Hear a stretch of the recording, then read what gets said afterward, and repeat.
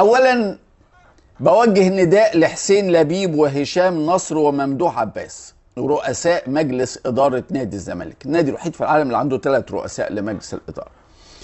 بأطالبهم بضرورة استعادة حقوق الزمالك المسلوبة في نهائي الكونفدرالية الهزيلة في الجزائر.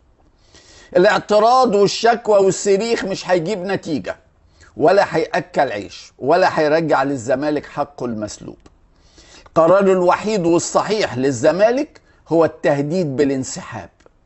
ينسحب من مباراة الإياب يوم السبت اللي جاي ويبوظ لهم الكونفدرالية الهزيلة لو الكاف ما نفذش طلبات الزمالك باستبعاد الحكام الأفارقة من المباراة اللي جاية، وتعيين طاقم حكام مصري بالكامل، حكام مصريين لمباراة الإياب للزمالك واتحاد العاصمة، مع ضرورة ان يكون واحد من بين محمد الغازية ومحمد معروف ومحمود ناجي الزمالك، واحد من ال3 دول، والكاف يلتزم بطلبات نادي الزمالك.